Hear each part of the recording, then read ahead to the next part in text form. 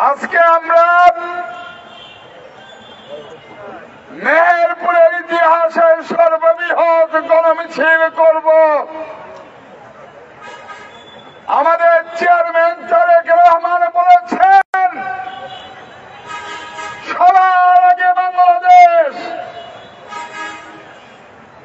রক্তাক্ত জুলাইয়ের পর, শেখ হাসিনা বিদায়ের পর ভারতীয় আধিপত্যবাদী শক্তি এই দেশকে নিয়ে দারুণ ষড়যন্ত্র করছে। এই দেশের হাসিনার দোসররা এখনো পর্যন্ত বাংলাদেশকে অস্থিতিশীল করার চেষ্টা করছে। এদেশের স্বাধীনতা সার্বভৌমত্বকে নষ্ট করার চেষ্টা করছে।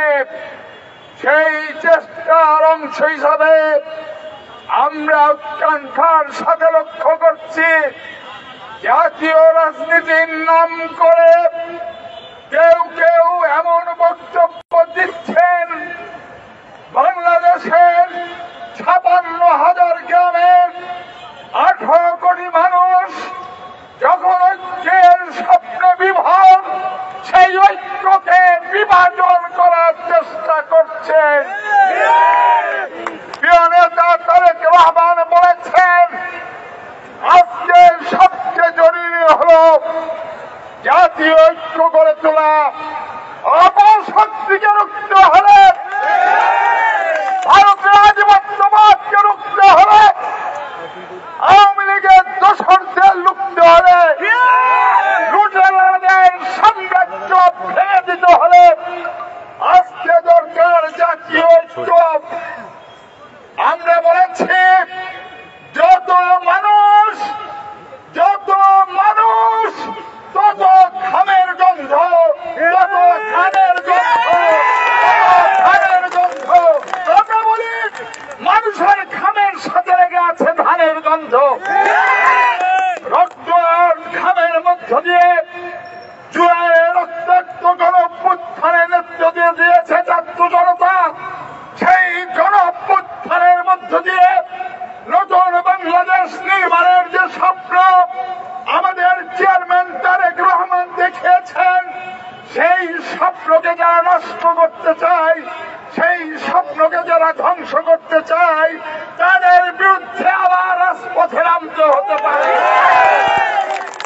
আমি বলেছি, ১৭ বছর স্বৈরাচারের বিরুদ্ধে লড়াই করেছে বিএনপি।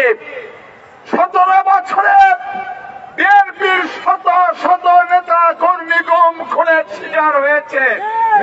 ১৭ বছর ৫০ লক্ষ নেতা কর্মী কোর্টের বারান্দায় হাজতে কারাগারে থেকেছে। জিয়া পরিবারকে ধ্বংস করার ষড়যন্ত্র হয়েছে।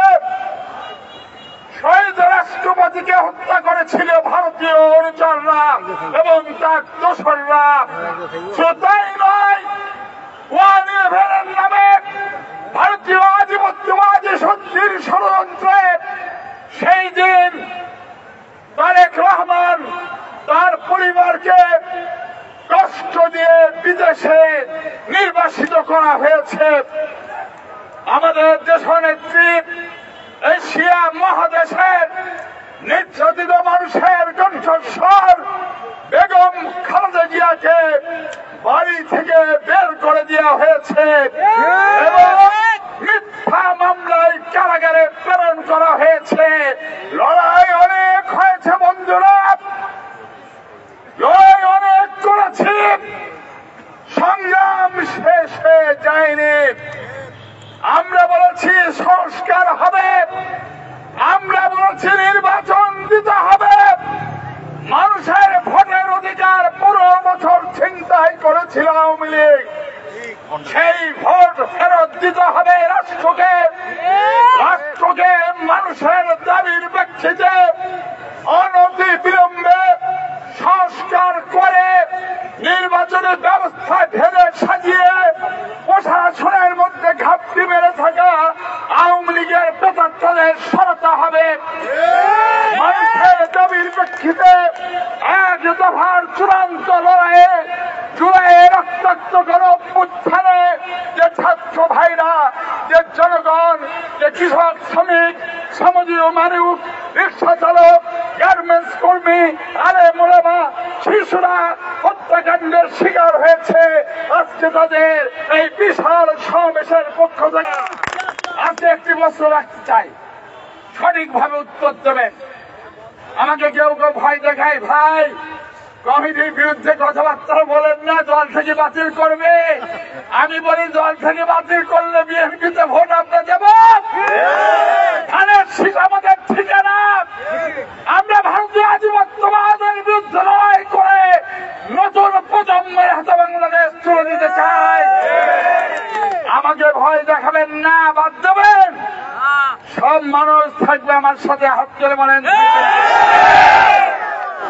ভাইরা আমার। আমি জানতাম জনতার এই পিছনে হাত তোলেন সবাই।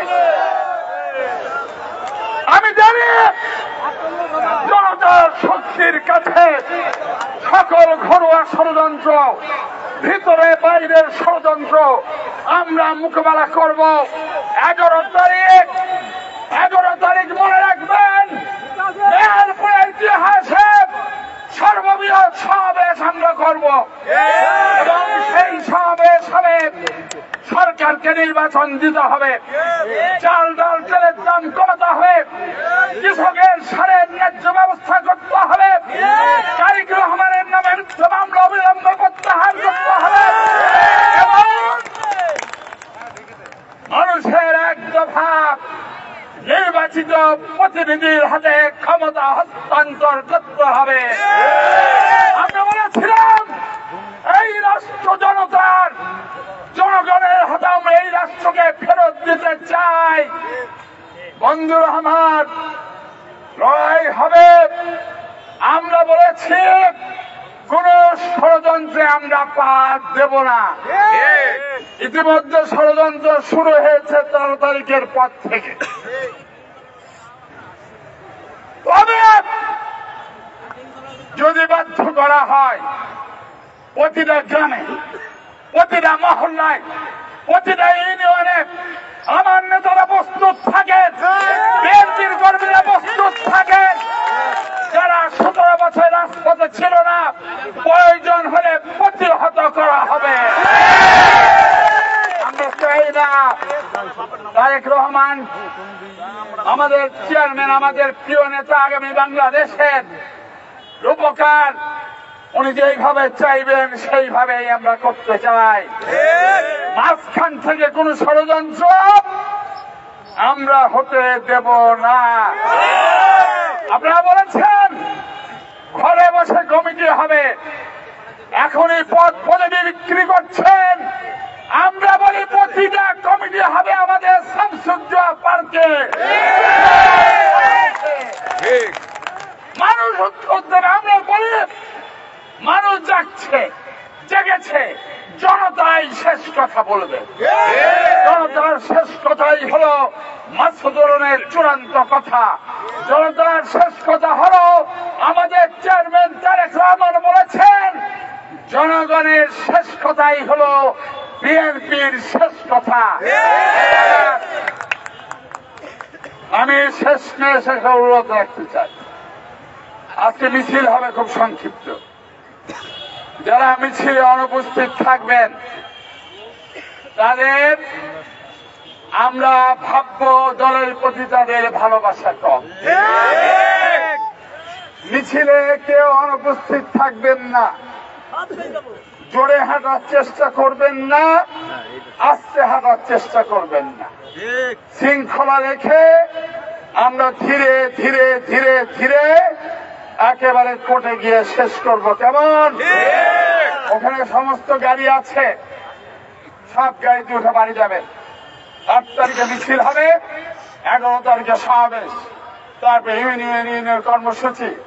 এর মধ্যে বিএনপির যে কর্মসূচি আসবে সেই কর্মসূচিতে আমরা অংশগ্রহণ করবো।